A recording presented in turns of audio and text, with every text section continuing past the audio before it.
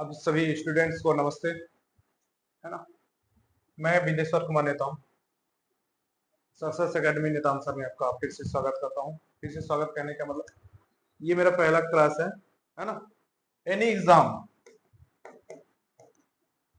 Any exam कहने का मतलब क्या है? एनी एग्जाम, वो एग्जाम जो कंपटीशन के लिए है। किसके लिए? कॉम्पी,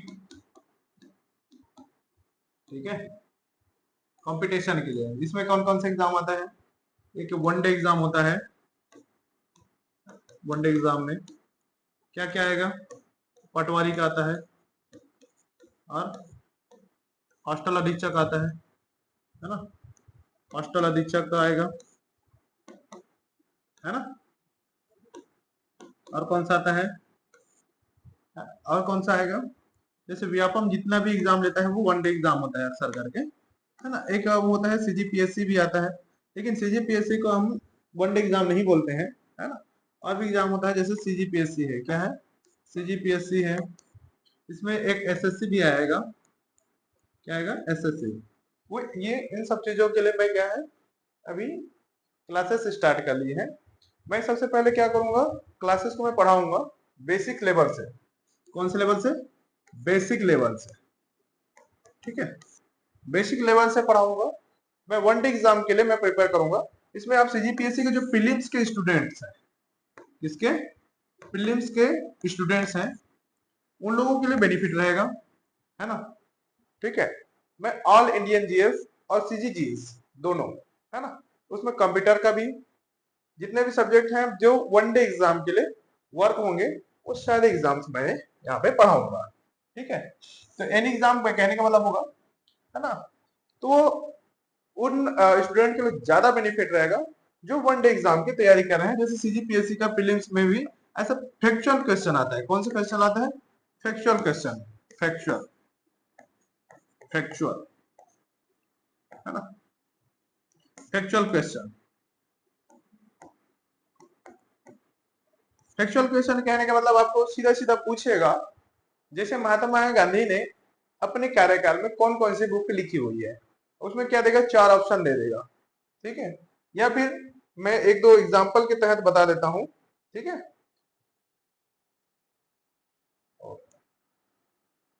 अच्छा, ये दिया हुआ है, आपातकाल की घोषणा कौन करता है बताओ? यहाँ पे दिया हुआ है अलग से, है ना। ये 3-4 चीजें दी हुई है, जैसे 4 ऑप्शन दिया हुआ है इसमें, ठीक है। एक दिया प्रधानमंत्री, एक दिया राष्ट्रपति, एक दिया सांसद और एक दिया गृह मंत्री। ऐसे 4 ऑप्शन दिए रहेगा, है ना। तो आपको एक तो मैं खैर हालांकि मैं डिटेल से ही पढ़ाऊंगा, है ना, बट फोकस हमेशा अक्सर करके रहता है। क्या होता है कि हर कोई स्टूडेंट्स क्या होता है कोचिंग प्रिफर नहीं कर पाता है, उन सब लोगों के लिए रहेगा, है ना। तो मैं प्रीलिम्स के फोकस करते हुए किसी भी एग्जाम को प्रीलिम्स को फोकस करते हुए पढ़ाऊंगा। क्या करूंगा? प्रीलिम्स को फोकस करते हुए पढ़ाऊंगा, ठीक है। ठीक, अगर ऐसा कुछ और रहता है तो आप डाउट सेशंस वगैरह सब रहता है ना। मैं क्लास में कोई अगर स्टूडेंट अगर ऐसा क्वेश्चन करेगा तो बिल्कुल मैं उसको आंसर करूंगा, है ना। ठीक है, आज हम इसको पढ़ते हैं।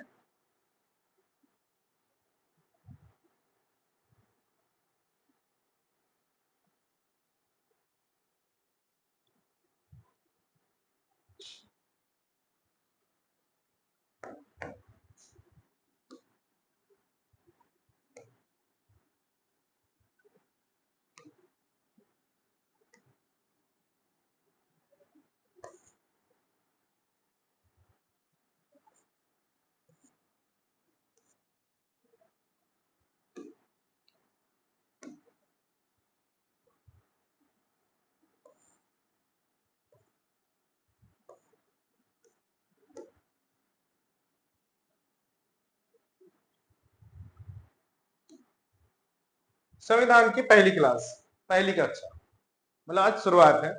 तो मैं संविधान के बारे में मैं बताना चाह रहा हूँ कि संविधान क्या चीजें होती है ना। क्या होता है, जितने भी एग्जाम होते हैं क्या होते हैं कॉम्पिटेटिव एग्जाम में, कॉम्पिटेटिव एग्जाम में हर सेगमेंट आपको बेहतर से जानना होता है ना। बेहतर से जानना होता है कहने का मतलब आपको हर चीज के बारे में जानकारी होनी चाहिए। जानकारी क्या होती है? पहला, जानकारी कहने का मतलब पहला। अब जैसे मैं किसी एग्जाम का मैं बात करूं, जैसे ये सीजी व्यापम है, क्या है? सीजी व्यापम, क्या है? सीजी व्यापम। सीजी व्यापम में है ना सब्जेक्ट होता है, सिलेबस होता है। क्या होता है? सिलेबस। क्या होता है? सिलेबस। सिलेबस, तो सिलेबस क्या क्या होंगे? पहला होगा, वहां पे होगा, जैसे इसमें बोलूंगा राजनीति। दूसरा क्या होगा? इतिहास, है ना, अर्थशास्त्र।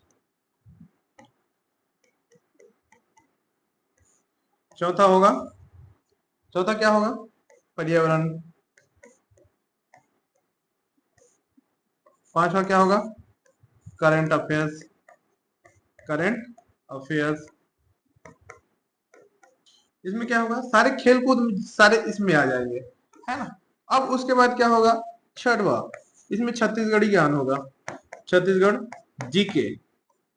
मैं छत्तीसगढ़ की बात कर रहा हूँ, अगर अदर स्टेट होगा तो उसका अलग रहेगा। ठीक है, तो ये हो गया ऐसा। ये होने के बाद एक होता है कंप्यूटर। क्या होता है? कंप्यूटर। ठीक है, और क्या होगा? इसमें होगा मैथ्स, गणित होगा। और क्या होगा? रीजनिंग होगा। और क्या होगा? हिंदी होगा। और क्या होगा? इंग्लिश होगा। इंग्लिश के कुछ पार्ट यहाँ पे भी रहते हैं, है ना, जिसमें स्पीच हो गया, है ना, स्पीच हो गया, एंटोनिम्स सिनोनिम्स हो गया, है ना, कोई वर्ड हो गया, प्रीपोजिशन का कुछ वर्ड डाल दिए, इसमें क्या प्रीपोजिशन आएगा, कुछ नंबर, ऐसा। तो ये होता है सीजी व्यापम का सिलेबस। तो सिलेबस में इस राजनीति में हम क्या क्या पढ़ेंगे, इतिहास में हम क्या क्या पढ़ेंगे। इतिहास में जैसे होता है एंशियंट, मिडिवल, और क्या होता है जी? एंशियंट, मिडिवल और प्राचीन भारत, मध्य भारत और आधुनिक भारत, है ना। तो ये सब चीजें होती हैं, है ना। तो ये अर्थशास्त्र, अर्थशास्त्र में क्या होते हैं? जिसमें 12 पंचवर्षीय योजनाएं हैं, है ना। पंचवर्षीय योजनाओं के बारे में पढ़ना है, उस योजनाओं में क्या क्या चीजें दी है। अर्थशास्त्र है क्या? पर्यावरण के बारे में क्या क्या है। अब एक चीज तो मैं भूल ही गया, इसमें एक आता है 7वां नंबर पे आता है, और भी आएगा, जैसे एक भूगोल आ जाता है। भूगोल। अच्छा, इतिहास में कल्चर के भी पार्ट आ जाते हैं। क्या आ जाते हैं? कल्चर मतलब संस्कृति, है ना। ठीक। फिर आपको पर्यावरण में जितने भी इंडेंजर्ड, डेंजर्ड जितने भी हैं, पर्यावरण के बारे में जानना है, क्या क्या चीजें होती हैं आसपास में, क्या है, कितने झीलें हैं, कितने नदियां हैं, भूगोल में सब चीजों को हम पढ़ेंगे, है ना। ये ऐसा सिलेबस आता है। ठीक है, तो मैथ्स और रीजनिंग तो है ही, है ना, सारे सब्जेक्ट्स आपको इस तरीके से पढ़ने होते हैं। तो सबसे पहले मैं क्या करता हूँ, मैं इस बार आज जो फर्स्ट क्लास है उसमें मैं राजनीति का क्लास को मैं पढ़ाऊंगा, है ना, है ना, पीपीटी के माध्यम से मैं पढ़ाऊंगा। उसमें मैं डिटेलिंग ही बताऊंगा क्या क्या चीजें होनी चाहिए, क्यों होनी चाहिए। ठीक है, तो हम क्या है, क्लास को स्टार्ट करते हैं। क्या करते हैं? स्टार्ट करता हूं। ठीक है, ये है पहला क्लास। पहला क्लास है संविधान का परिचय। क्या दिया है? संविधान का परिचय, ये दिया हुआ है। ठीक है, संविधान क्या है? देश का नियमों का किताब है। क्या है? देश के नियमों का किताब, रूल बुक। क्या बोलते हैं उसको? रूल बुक, है ना। ये या तो फिर ऐसा होगा, भारत के भूभाग का एक विस्तृत, क्या, विस्तृत दस्तावेज है। क्या है? दस्तावेज है। ऐसा भी बोल सकते हैं, संविधान देश का नियमों का किताब है। क्या है? किताब, एक प्रकार का किताब है जिसमें पूरे नियम बने पड़े हैं। क्या बने पड़े हैं? नियम बने पड़े हैं। नियम कैसे कहने का मतलब है, कौन सी सरकार किस चीज के लिए वर्क करेगी, कैसा वर्क करेगी, लोगों को क्या अधिकार मिलेगा, क्या मिलेगा, अधिकार मिलेगा, लोगों को क्या करने की शक्ति मिलेगी, क्या स्वतंत्रता होगी, क्या समानता होगी लोगों में, है ना। तो परंपराओं और नियमों को देखते हुए ये किताब को लिखा गया है, किसको? संविधान को। ठीक है, इसमें दिया हुआ है, संविधान यह बताता है कौन? संविधान की सरकार कैसे चलेगी, है ना, सरकार कैसे चलेगी, हमारे यहाँ क्या क्या चीजें दिया हुआ है। एक होता है सरकार कैसे चलेगी, सरकार को चलाने के लिए क्या है, अब सरकार होता क्या है ना। अब देखो एक गांव का मुखिया बनाएंगे, है ना, मतलब एक गांव को चलाना है, क्या करना है, चलाना है, तो गांव को कैसे चलाएंगे, गांव को चलाने के लिए अब देखो, अब यहाँ पे 50 लोग एक गांव में रहते हैं, सबका अलग अलग प्रोफेशन रहेगा, अलग अलग, लेकिन एक पद पे तो किसी ने एक तो रहेगा, जब ये गांव को एक चलाने वाला होगा, है ना, एक तो चलाने वाला होगा, इसको इसी को हम लोग बोलते हैं अध्यक्ष, अध्यक्ष या इसी को बोलते हैं सरपंच, या उसी को बोलते हैं सरकार, ठीक है। तो सरकार कैसे चलेगी, सरकार को कौन बनाएगा, सरकार को कैसे बनेगी, क्यों बनेगी, संविधान के तहत कैसे किस तरीके से उसको बनाया जाएगा, उसी चीजों को हम इस देश के नियमों की किताब में पढ़ते हैं, ठीक है। नागरिकों के अधिकार और कर्तव्य क्या होंगे, ये कौन डिसाइड करता है, ये कौन बताता है, संविधान, संविधान की पुस्तकें बताती है, कौन बताता है, संविधान की पुस्तकें बताती है, ठीक है। अगर संविधान को जानना है तो क्या चीजें हमें पढ़नी चाहिए, तो क्या होता है, यूपीएससी में बेसिक्स के लिए पढ़ने के लिए आपको एनसीईआरटी बोला जाता है, एनसीईआरटी क्लास 6 से लेकर 12th तक जो एनसीईआरटी होती है ना, उसको पढ़ना होता है, ठीक है। उसमें आपको संविधान के बारे में बहुत डिटेल के साथ और बहुत समराइज करके बताया गया। ये क्लास 11th का बुक है, जिसमें बोला है भारत का संविधान सिद्धांत और व्यवहार, मतलब कौन से सिद्धांत है और क्या व्यवहार में लाना है, उस चीजों को अच्छे से डिसाइड करके बताया, ठीक है। तो भारत के भूभाग का एक विस्तृत दस्तावेज है क्या, संविधान, क्या है, संविधान, ठीक है। हम जैसे जैसे क्लास को आगे बढ़ाते जाएंगे आपको डिटेलिंग के साथ राजनीति के बारे में पता चलेगी, राजनीति क्या है, क्यों है, कैसे है, और किस प्रकार से ये भारत में, हमारे भारत राज्य में ये कानूनों की व्यवस्था को किस तरह से रखता है और किस तरह से व्यवहार में लाता है ना। यह है संविधान का परिचय। तो संविधान क्या है, देश का नियमों की किताब है, ठीक है, ठीक। अब है नेक्स्ट है संविधान बनने की कहानी, ठीक है, संविधान बनने की कहानी। अब इसमें डिटेलिंग में नहीं, शॉर्टकट में बताया है। संविधान का गठन, संविधान सभा का गठन 1946 को हुआ है। हालांकि हमारा देश 1947 को आजाद हुआ है, लेकिन संविधान सभा का गठन कब है, 1946। इसमें हम ये डिटेलिंग से पढ़ेंगे कि पहली बैठक कब हुई थी, पहली, ये संविधान सभा के अध्यक्ष पहले कौन थे, डॉक्टर राजेंद्र प्रसाद। इसके मौजूदा क्या थे, भीमराव अम्बेडकर। भीमराव अंबेडकर को संविधान का जनक कहा जाता है, क्यों कहा जाता है, ये आप हमें कमेंट में बताएंगे, है ना, क्योंकि आधा से ज्यादा स्टूडेंट नहीं ना नहीं कहीं ना कहीं अंबेडकर के बारे में जानते हैं ना। तो अब क्या होता है, संविधान बनने की कहानी में मैं कुछ चीजें जानकारी और दे दूं, है ना, कुछ चीजें और जानकारी दे दूं। संविधान सभा का गठन, है ना, संविधान सभा बनने की, संविधान बनने की कहानी, है ना। हालांकि ये बहुत सारे नियमों और कानूनों को लेकर चलते हुए बना हुआ है ना। सबसे पहले क्या है, मुगल पहले थे यहाँ पे, मुगल को हटने के बाद कौन सा शासन है, अंग्रेज का शासन आया है।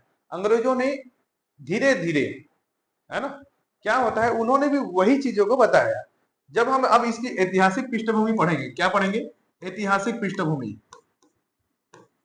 ऐतिहासिक पृष्ठभूमि, ऐतिहासिक पृष्ठभूमि, पृष्ठभूमि कहने का मतलब है, एक होता है ताज का शासन, अब एक होता है ब्रिटिश शासन, है ना, उस चीज को हम पढ़ेंगे, ठीक है। मैं इसको डिटेल से पढ़ाऊंगा। तो हम लोग मोटा मोटा बना जानते हैं कि संविधान बनने की कहानी क्या होती है।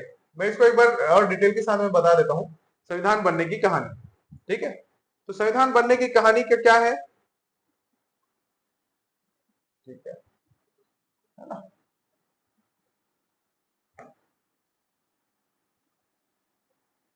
संविधान बनने की कहानी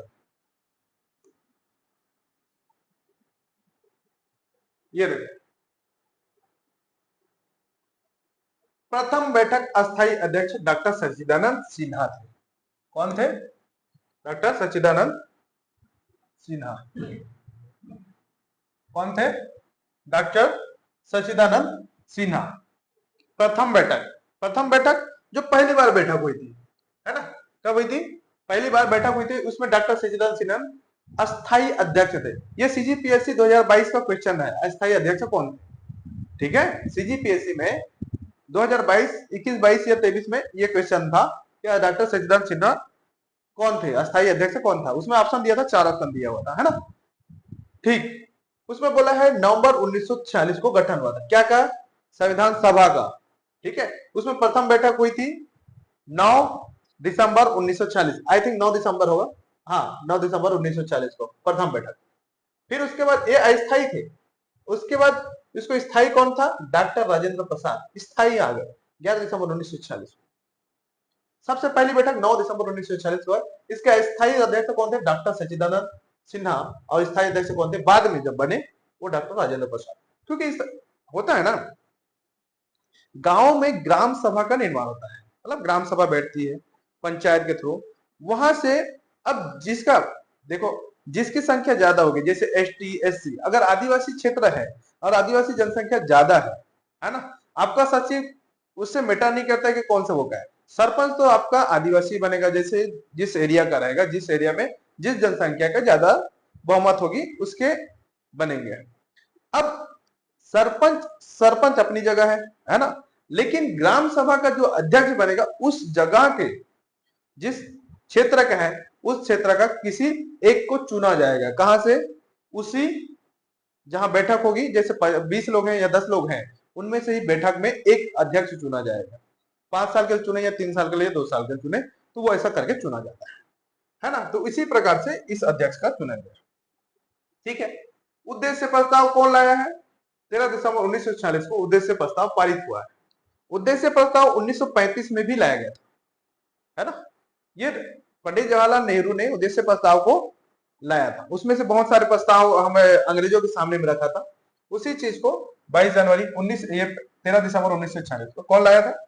प्रस्ताव पारित, उद्देश्य प्रस्ताव इस डेट को लाया था और इस डेट को पारित हुआ।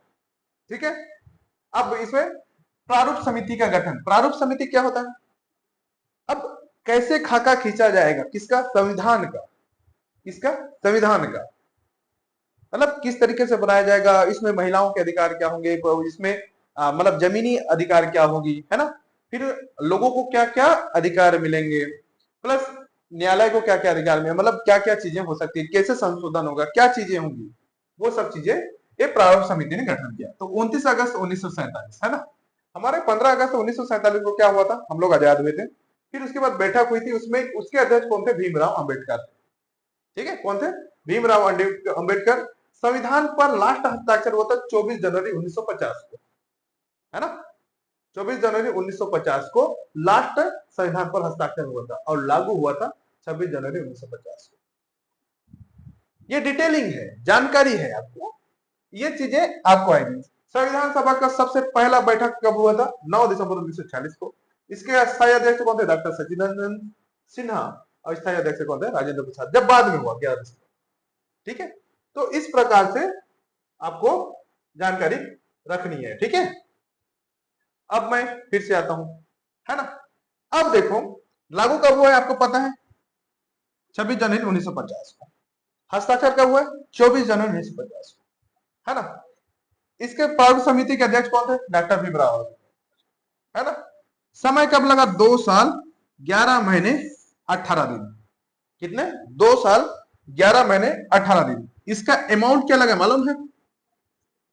इसमें अमाउंट मतलब खर्च कितना हुआ इसमें? इस संविधान सभा में संविधान को बनाने के लिए कितना लगा? लगभग अराउंड 64 लाख रुपए लगा है। ठीक है, कितना लगा है? 64 लाख रुपए लगा है। ठीक है, तो ये मोटा मोटा जानकारी आपको रखनी है। ठीक है, मोटा क्यों? कभी कभी क्या होता है, फैक्चुअल क्वेश्चन कोई भी एग्जाम, अब मान लीजिए जब 1D एग्जाम अगर दिलाएं तो उसमें कहीं ना कहीं क्वेश्चन आ जाता है। ठीक है, अब देखो संविधान सभा की विशेषताएं। संविधान सभा की विशेषताएं क्या क्या है? सबसे बड़ी बात, ये लिखित संविधान है। क्या है? लिखित संविधान है। लिखित संविधान कैसे? भाई जाहिर सी बात है, और भी तो दो देश होंगे जिसमें लिखित संविधान है ना?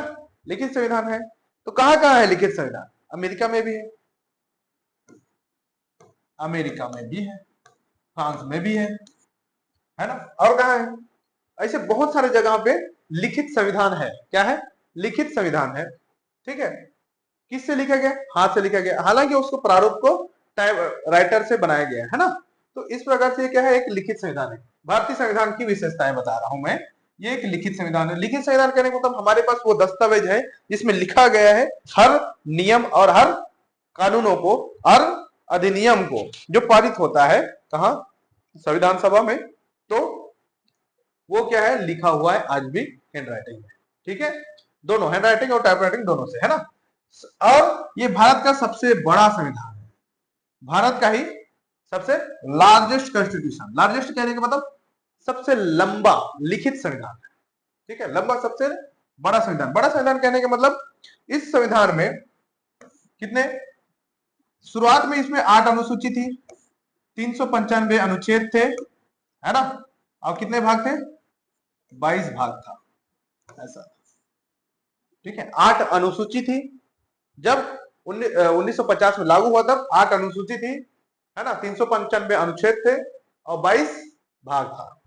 ठीक है, तो ऐसी जानकारी आपको रखनी पड़ेगी, है ना, क्योंकि संविधान सबसे बड़ा है। और लिखित संविधान भाई लगभग लगभग इतनी मोटी होगी बुक, है ना। तो इस प्रकार से अब क्या होता है, ये फेडरल भी है और यूनिटरी भी है, मतलब संघात्मक शासन भी है और एकात्मक शासन भी। सबसे पहली बात तो संघात्मक शासन को जानना होगा और एकात्मक शासन। एकात्मक शासन मतलब एक का राज्य होगा। एक का राज्य मतलब जिसमें एक ही व्यक्ति राज करेगा। लेकिन हमारे यहाँ संघात्मक है, संघ शासन अलग है, राज्य शासन अलग है। ठीक है, लेकिन जो भी वर्क होगा वो दोनों तरफ से होगा। वर्क कहने का मतलब एक संघात्मक शासन का मतलब यही होता है। संघात्मक शासन का मतलब क्या होता है? संघ और राज्य दोनों मिलकर वर्क करेंगे। किसमें लिखा है? संविधान सभा में, है ना, इसमें। अब जैसे यहाँ पे एकात्मक शासन कहाँ है? हमारे पास संघात्मक है, संघात्मक प्लस एकात्मक दोनों है ना। एकात्मक शासन अलग है, जैसे यहाँ पे है, यहाँ पे एकल और संघ है दोनों। तो एकात्मक शासन और संघात्मक शासन हमारे यहाँ है। संघ और राज्य दोनों के राष्ट्र संविधान का प्रस्तावना एक होगी, संविधान एक होगा, झंडा एक होगा, मतलब तिरंगा जो भी होगा वो एक होगा। तो इस प्रकार से होगा, है ना। और जो भी प्रारूप होंगे वो संघ के आधार पे कार्य करेंगे। तो ये सब चीज यहाँ पे पता है, फेडरल और यूनिटरी। ठीक है, संसदीय प्रणाली, पार्लियामेंट्री सिस्टम, है ना, इसको हम लोग कहां से लिए हैं? इंग्लैंड से, ब्रिटेन से ये संसदीय प्रणाली लिए, है ना। संसद के जो 2 सदन होंगे, क्या है? लोकसभा और राज्यसभा। इन लोगों से कोई एक चुन के आएगा, क्या? प्रधानमंत्री, है ना। और इस संसदीय प्रणाली में नाम मात्र क्या क्या क्या होगा? राष्ट्रपति होगा, है ना। वास्तविक पावर किसके पास होगी? प्रधानमंत्री के पास में। और प्रधानमंत्री कैसे होगा? मंत्रियों के जो प्रमुख नेता से चुने जाएंगे, है ना। इसमें स्वतंत्र न्यायपालिका है, इंडिपेंडेंट जुडिशरी। स्वतंत्र न्यायपालिका क्या होता है?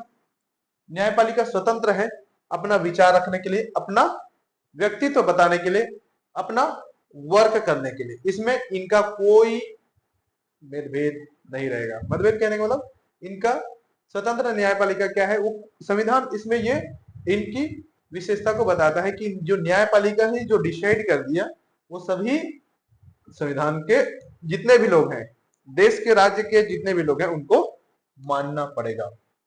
ठीक है, संविधान सभा की और विशेषता में एक आता है मौलिक अधिकार व कर्तव्य, है ना। ये मौलिक कर्तव्य को 1900 इसमें जोड़ा गया है, हाँ, 51 का में जोड़ा गया है, जिसमें मौलिक कर्तव्य बताए गए हैं 11 प्रकार के, है ना। जब मैं पढ़ाऊंगा मौलिक कर्तव्य तो उसमें बता दूंगा क्या क्या है मौलिक कर्तव्य, है ना। ये कर्तव्य ये हमारे जो सामान्य प्रधानमंत्री थी, है ना, इंदिरा गांधी जी, उन्होंने मौलिक कर्तव्य को संविधान में 42वें संविधान संशोधन के जरिए जोड़ा था। ठीक है, तो इस प्रकार से इनकी क्या है, संविधान की विशेषता है। ठीक है, क्या है, विशेषता है। ठीक है जी, ये संविधान की सारी विशेषताएं हैं। ठीक है, संविधान की विशेषता इस प्रकार से है। आपको नई नई में सभी जानकारी होनी चाहिए और जाननी जरूरी है। ठीक है,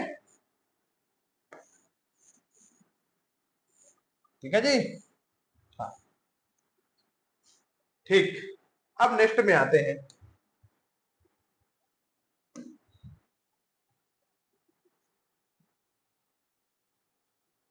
संविधान और प्रस्तावना,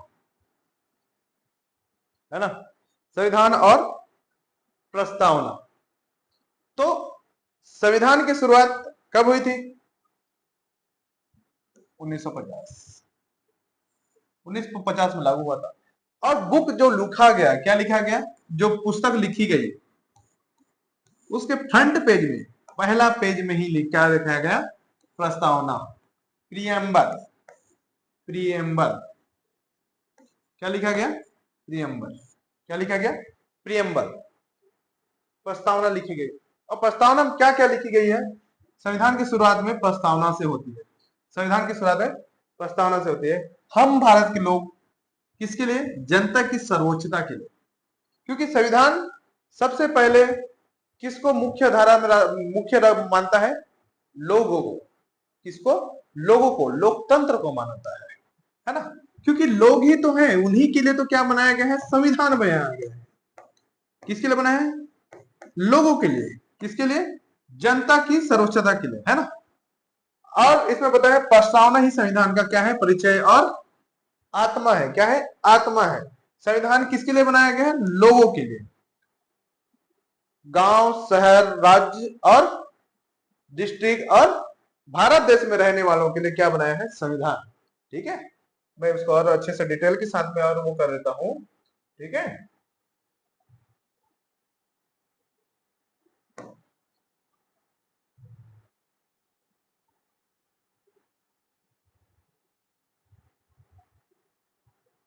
ये देखो, द कॉन्स्टिट्यूशन ऑफ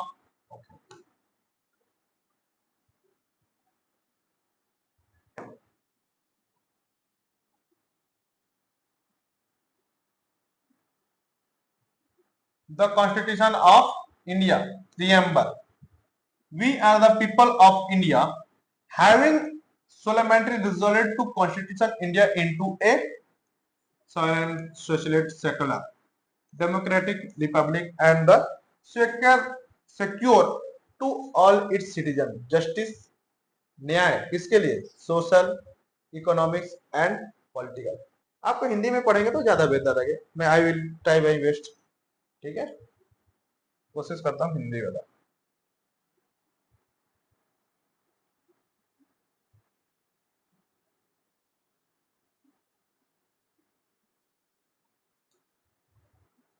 ठीक है,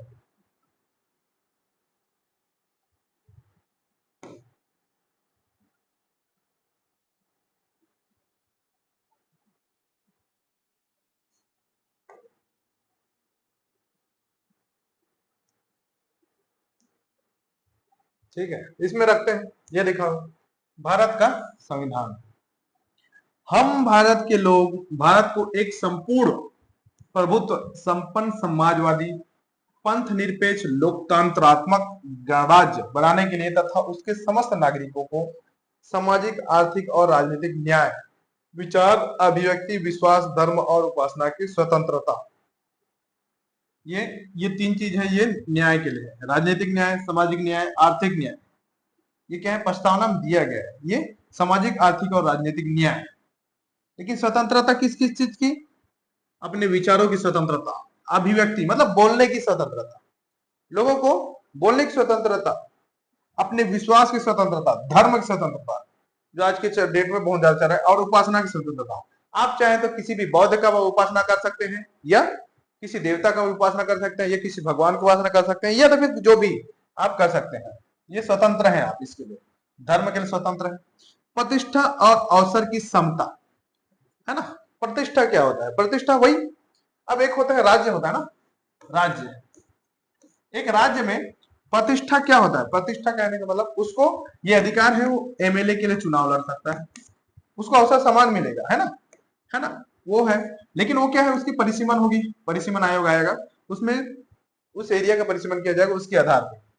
अवसर की समानता, अवसर की समानता है ना, आर्टिकल 16 में है ना, पॉलिटी के लिए दिया है, मतलब राजनीति करने के लिए दिया है, और जॉब में से मतलब जॉब, गवर्नमेंट जॉब के लिए जो अवसर समानता दिया गया है, उसमें आपको आर्टिकल जब 16 पढ़ाऊंगा उसमें बताया गया है ना, प्राप्त करने के लिए तथा उन सब में व्यक्ति की गरिमा, हम किसी व्यक्ति की गरिमा को ठेस नहीं पहुंचा सकते। क्यों? क्योंकि संविधान में ये लिखा गया है, और संविधान ये उनको अधिकार देता है, हर व्यक्ति की जो अपनी अपनी गरिमा होती है, अपना अपना सम्मान होता है, तो हमें संविधान हमें सम्मान प्राप्त करता है, सम्मान देता है ना। साथ ही राष्ट्र की एकता और अखंडता सुनिश्चित करने के लिए, है ना।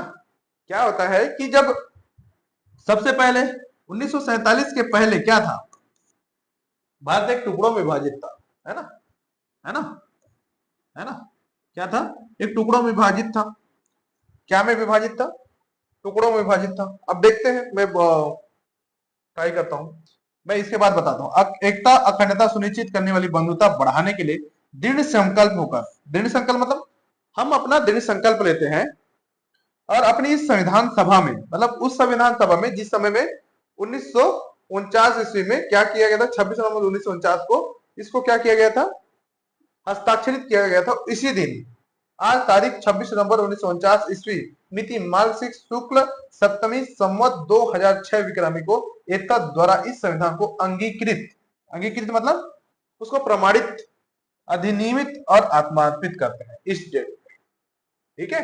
तो किस एक राष्ट्र की एकता और अखंडता सुनिश्चित करने वाली बंधुता बढ़ाने के लिए, इसको मैं अच्छे और एक थोड़ा सा, ये तो खैर आप समझ गए होंगे कि क्या क्या, सामाजिक न्याय किसके लिए, सामाजिक आर्थिक और राजनीतिक न्याय के लिए, विचार अभिव्यक्ति विश्वास धर्म और उपासना स्वतंत्रता के लिए, प्रतिष्ठा और अवसर समानता के लिए, है ना। ये सब चीजें आपको होनी चाहिए, जानकारी होनी चाहिए, ठीक है।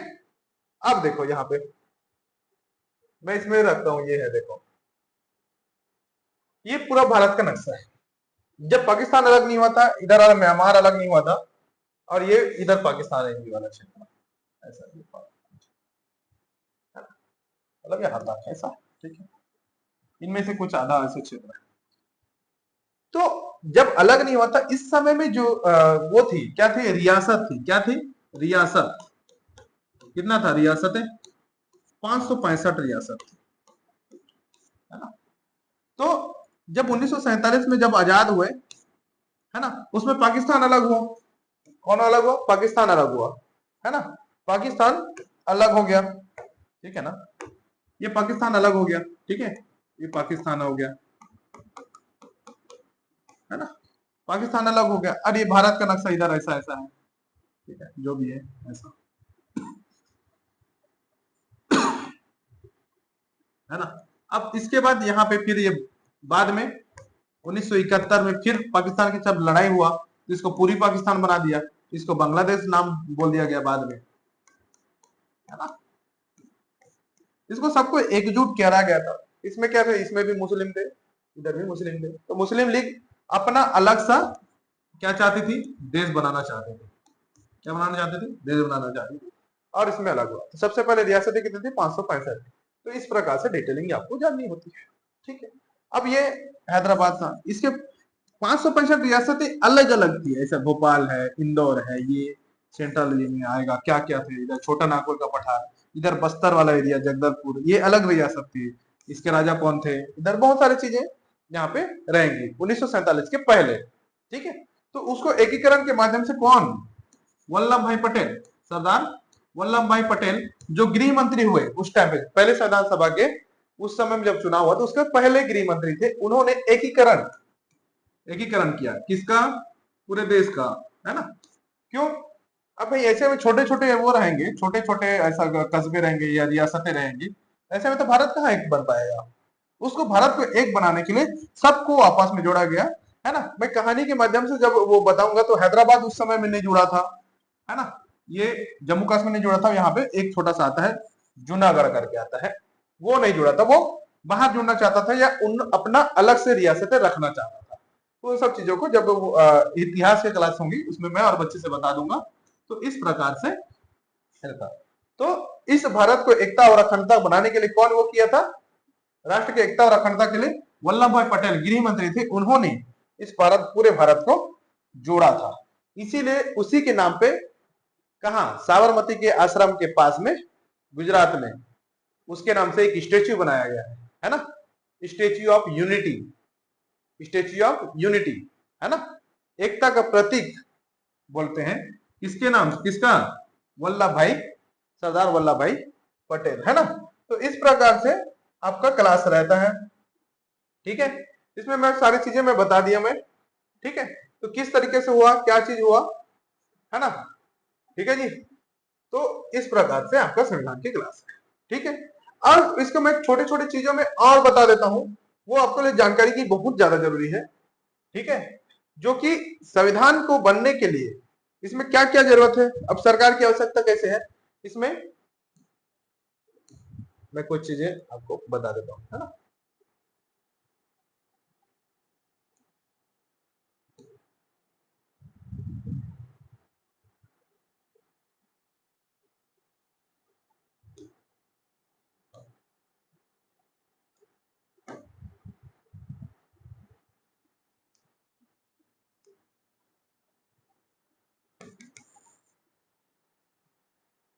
ठीक है, 2 मिनट।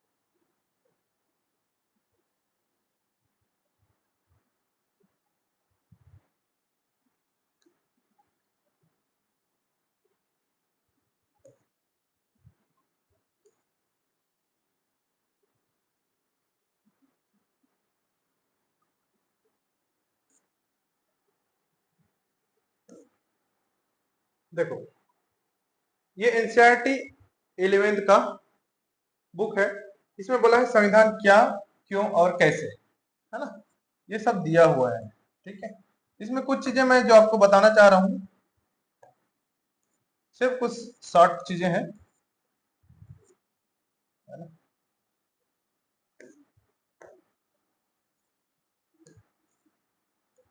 हाँ, अच्छा दिख रहा है क्या,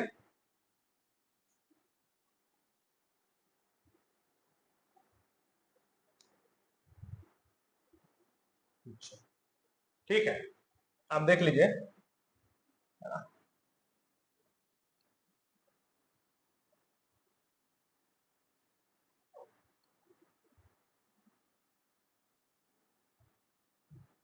ये दिया हुआ है, संविधान का पहला काम यह है कि वह बुनियादी नियमों को एक ऐसा समूह उपलब्ध कराए जिससे समाज के सदस्यों में एक न्यूनतम समन्वय और विश्वास बना रहे।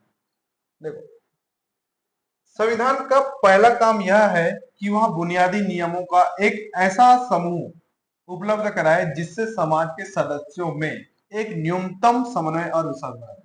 समाज के सदस्य, समाज के सदस्य कहने का मतलब गांव एरिया के जो हर क्षेत्र के, हर जाति के, हर धर्म के ऐसे लोगों का न्यूनतम समन्वय और विश्वास बना रहे। संविधान सभी जाति के लिए, सभी धर्म के लिए, सभी समुदाय के लिए, सभी कम्युनिटी के लिए, है ना, सभी लोगों के लिए, छोटे बच्चों से लेकर पूरे बड़े बुजुर्गों तक के लिए संविधान का वर्क होगा, है ना। वर्क क्या होगा? संविधान उसका हेल्प करेगा या मदद करेगा, है ना। अब संविधान का दूसरा काम, संविधान का दूसरा काम यहाँ पे स्पष्ट अगर दिख रहा हो तो, संविधान का दूसरा काम यह स्पष्ट करना है कि समाज में निर्णय लेने की शक्ति किसके पास होगी। संविधान यह भी तय करता है कि सरकार कैसे निर्णय, है ना। संविधान का दूसरा काम क्या है? यह स्पष्ट करना है कि समाज के में निर्णय लेने की शक्ति किसके पास होगी। संविधान यह भी तय करता है कि सरकार कैसे निर्णय लेगी, है ना। तो आपको ये बुक लेने की जरूरत नहीं है ना। हम इसमें जब पढ़ाते हैं तो ये बता देते हैं, आप ऐसी चीजों को आप समझने की कोशिश करें, है ना। संविधान क्या चीज होती है, संविधान क्यों है, संविधान की बुक क्यों लिखा गया है, तो ये सब चीज बताएं। संविधान यह भी तय करता है कि सरकार कैसे निर्णय करे, ठीक है। तो इस प्रकार से ये होगा। ये यहाँ पे देखिए यूरोप का संविधान, हमारे यहाँ क्या होता है, हमारा जो संविधान जब लिखा गया तो कोशिश किया गया कि जितने भी देशों से जो संविधान पहले से लिखी जा चुकी है उनका समराइज हो। समराइज मतलब अब क्या होता है ना, हर कोई बेहतर करने की कोशिश करता है ना। तो हमारा भारत का संविधान ऐसा बने ताकि सब लोगों को काम है। अब देखो क्या हम अपने से लिखेंगे फिर भी क्या है, कहीं ना कहीं से जानकारी प्राप्त होगी या इतिहास में कहीं पे कहीं लिखा होगा या कहीं जानकारी होगी तभी उसके आधार पर होगा। जैसे लिखित संविधान कहाँ नहीं है, इंग्लैंड में नहीं है ना, फिर भी वहां किसी संसदीय शासन को हमारे यहाँ लिया गया है ना, संसदीय शासन को लिया गया है। उसमें कौन कौन होता है वो चीज हम बाद में अपन डिस्कस करेंगे। हाँ, अतः संविधान का तीसरा काम यह है। अब देखो संविधान का तीसरा काम कि वह सरकार द्वारा अपने नागरिकों पर लागू किए जाने वाले कानूनों पर कुछ सीमाएं लगाए, है ना। हमारा संविधान एक सीमित लिमिट वाला संविधान है, मतलब हर चीज में लिमिटेशन है कि हमको अब इतना ही वो कर सकते, है ना।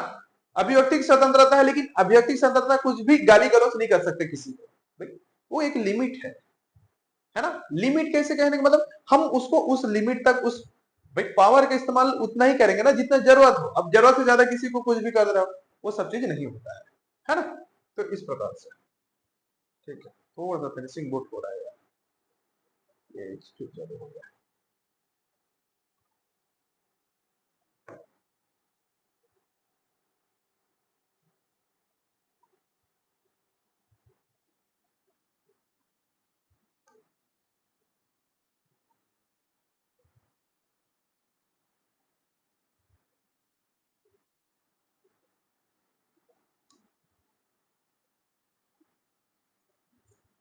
ठीक है, ये है संविधान का तीसरा काम यह है कि वह सरकार द्वारा अपने नागरिकों पर लागू किए जाने वाले कानून पर कुछ सीमाएं लगाए।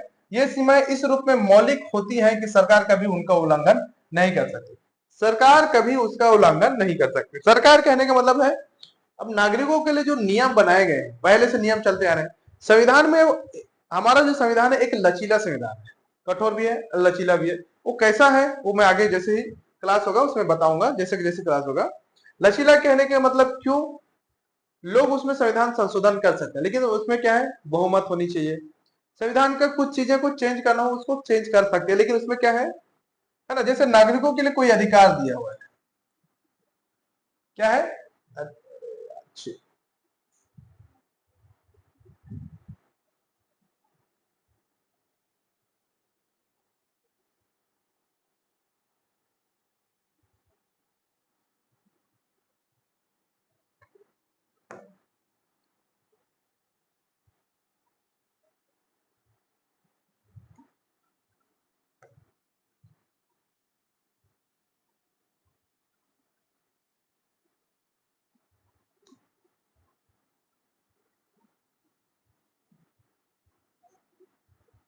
है ना।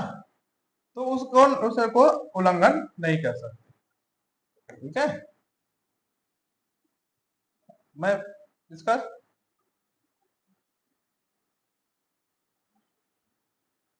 यहाँ पे ऐसा कार्टूनों के माध्यम से ऐसा बताया जाता है। संविधान निर्माताओं को लोगों की अलग अलग आकांक्षाओं से जूझना पड़ा। जाहिर सी बात है भाई, चार लोग रहेंगे तो चार की सोच अलग अलग रहेंगी, है ना। तो इस प्रकार से बताया हुआ है, ठीक है। फिर ये संविधान का चौथा काम यह है कि सरकार को ऐसी क्षमता प्रदान करे जिससे वह जनता की आकांक्षाओं को पूरा कर सके और एक न्यायपूर्ण समाज की स्थापना के लिए उचित परिस्थितियों का निर्माण कर सके। सरकार को ऐसी क्षमता, ऐसी पावर मिल सके, है ना, जिससे वह जनता की आकांक्षा, आकांक्षा क्या होती है भाई, देखो, है ना, हर चीज के किसी न कोई ना कोई चीज की मांग होती है। गवर्नमेंट कुछ ना कुछ हर चीजों के लिए लगाता है ना। यहाँ संविधान के समक्ष बनने वाले प्रावधान, ये सब चीज आपको दिया हुआ है। दक्षिण अफ्रीका का संविधान सरकार को अनेक उत्तरदायित्व सौंपता है। वह सरकार को पर्यावरण संरक्षण को बढ़ावा देने और अन्यायपूर्ण भेदभाव से व्यक्तियों और समूहों को बचाने का प्रयास करता है। तो इस प्रकार से बहुत सारी चीजों को यहाँ पे, है ना, बताया हुआ है ना, बताया गया है ना। तो संविधान कौन लिखेंगे, ये सब अपने अपने वो बारे में बताया हुआ है। मेरे पास कलम है, बस किसी के पास बुक है। तो ये हमारी जो बुक है, कौन सी बुक, कक्षा 11वीं की जो पुस्तक है ना, किस पुस्तक है, सिद्धांत और व्यवहार, इसमें ये सब चीज दिया हुआ है। ठीक है, तो मैं नहीं पे आपको एक मोटा खाका संविधान क्या है, संविधान का परिचय, है ना, वो सब चीज बता चुका हूं। ठीक है, क्या क्या बताया, संविधान का परिचय, है ना, ठीक है जी, संविधान का परिचय, संविधान का परिचय बता दिया।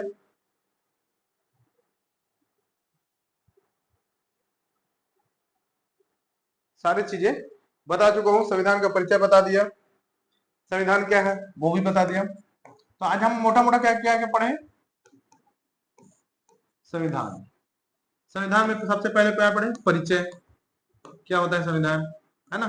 दूसरा क्या पढ़ा, गठन, उसके अध्यक्ष वगैरह जो भी है ना, जो अध्यक्ष या समिति, जो समिति बनी थी, क्या, किसकी समिति, संविधान सभा की, किसकी, संविधान सभा की समिति, ये हम लोग पढ़ लिए। और क्या पढ़े हम लोग, है ना, तो संविधान कैसे काम करती है उसको भी पढ़े, है ना, है ना, कब कब क्या क्या हुआ, कितने पैसे खर्च हुए उसका, है ना, उसका क्या बोलते हैं, ब्यौरा, किसका, संविधान का, है ना। कितने अनुच्छेद हैं, 395। 8 कितनी है, अनुसूची, मैं यहाँ पे बता देता हूँ, 8 अनुसूची स्टार्टिंग में, है ना, 8 अनुसूची, 395 अनुच्छेद, है ना, और कितने भाग, 22 भाग।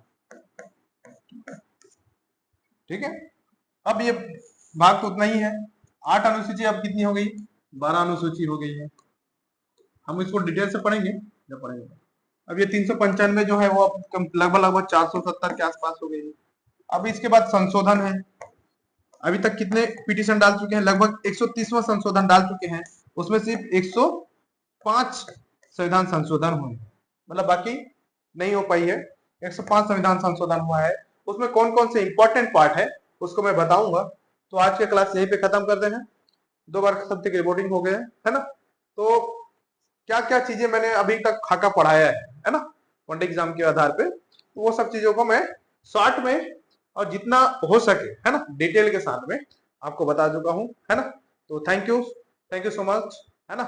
अगर आपको मेरा क्लास अच्छा लगा तो बिल्कुल कमेंट करिए, है ना, सब्सक्राइब करें और शेयर जरूर करें। ठीक है, थैंक यू सो मच।